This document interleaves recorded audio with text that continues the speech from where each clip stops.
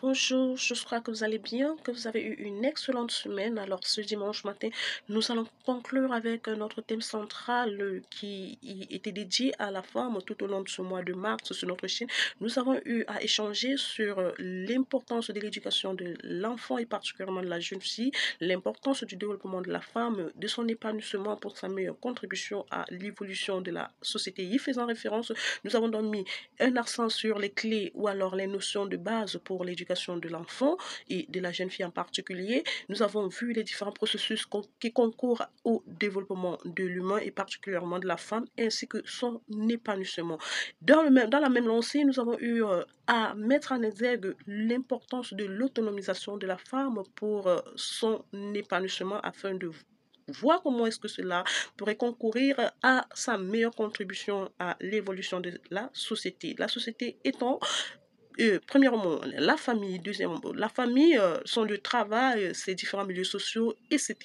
Donc, pour conclure avec cette problématique pour cette édition 2025 et pour le mois de mars, nous ne pouvons pas parler de cet aspect de l'humain sans parler d'un cas de couple ou alors de la présence ou alors de la place de l'homme pour l'épanouissement de la femme. Nous aurions pu prendre la problématique dans le sens inverse, mais étant donné que nous avons choisi de mettre en exergue la femme, de mettre en l'honneur la femme, d'où nous allons voir quelle est la place ou alors comment est-ce que l'on pourrait contribuer à l'épanouissement de la femme pour sa meilleure contribution au développement et à l'évolution de la société. Donc, pour débattre de cette problématique, nous allons y aller dans deux sens. Donc, nous allons mettre en exergue l'engagement ou alors la responsabilité de la femme et la responsabilité de l'homme vis-à-vis de la femme et de lui-même pour contribuer à l'épanouissement de la femme. Nous l'avons dit, une femme épanouie, c'est une société qui se vit, qui évolue, qui se développe et qui se porte bien.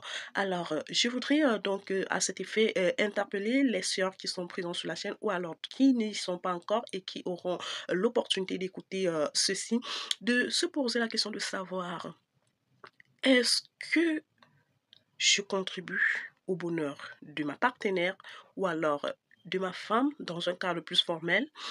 Est-ce que mes agissements et comportements concourent au bonheur, voire à l'épanouissement de ma partenaire.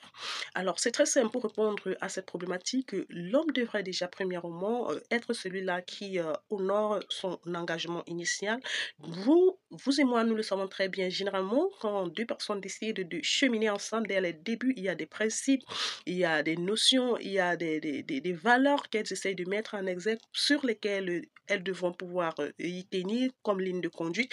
Mais malheureusement, généralement, la plupart du temps, ces principes-là sont brisés en cours de chemin, d'où la fragilité du couple, d'où la fragilité de la relation et d'où le non-épanouissement des personnes qui sont en couple. Alors la femme ici, étant donné que son épanouissement est pour beaucoup pour son développement et sa contribution, sans pour autant dire que l'homme ici étant le centre de l'épanouissement de la femme, non, nous avons eu à débattre plusieurs aspects qui pouvaient concourir à l'épanouissement de la femme. Pour ceux qui n'ont pas eu l'occasion de nous suivre, vous pouvez y aller et réécouter ou écouter.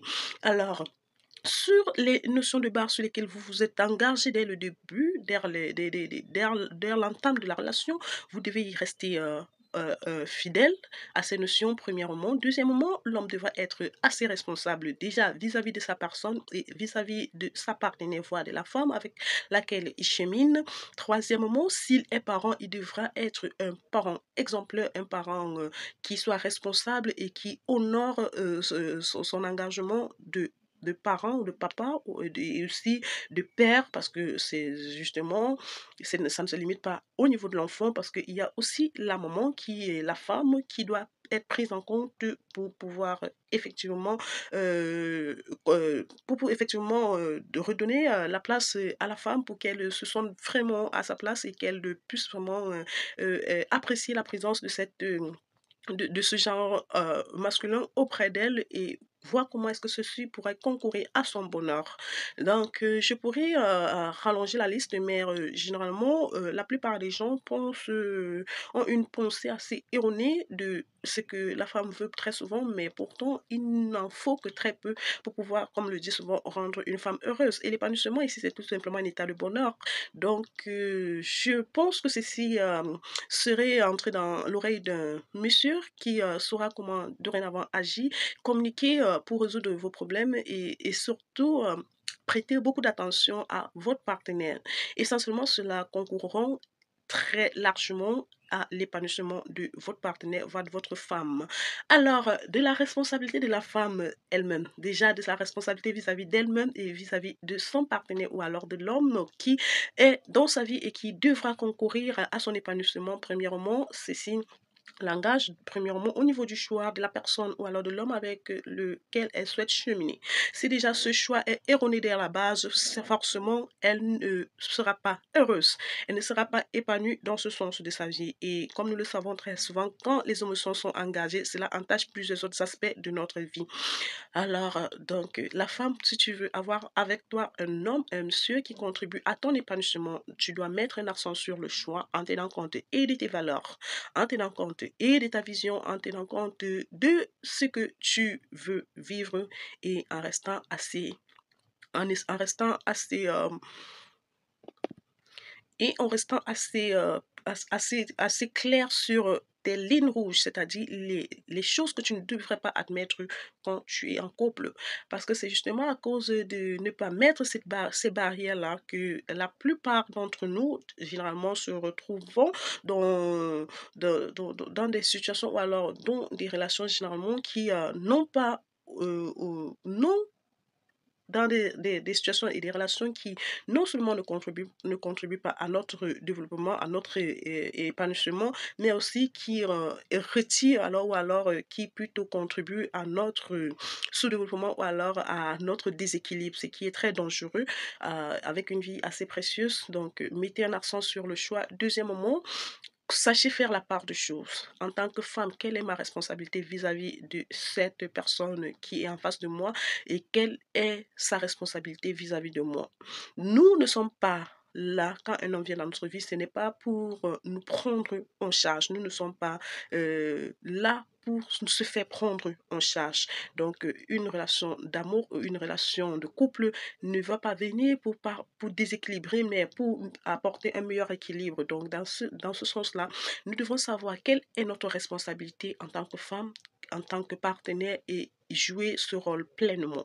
Et quelle est la responsabilité de l'homme qui est en face de nous ou alors de l'homme qui partage notre vie avec nous et s'y tenir pleinement. Donc, si chacun sait ce qu'il a à faire, si chacun sait quelle est sa responsabilité dans ce processus de cheminement, je pense qu'il y aura beaucoup de choses ou alors il y aura beaucoup de joie à être ensemble et moins de mal comme malheureusement c'en est le cas aujourd'hui dans notre société.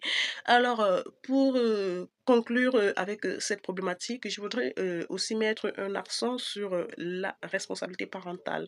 En tant que femme, nous devons savoir que pour avoir un partenaire qui soit assez responsable ou alors qui pourra contribuer bien évidemment à notre bonheur, comme j'ai souvent eu à entendre dans mon processus éducationnel, quand vous rencontrez un homme, vous avez certaine façon, nous avons une certaine manière, ou alors vous avez une certaine manière de vous tenir.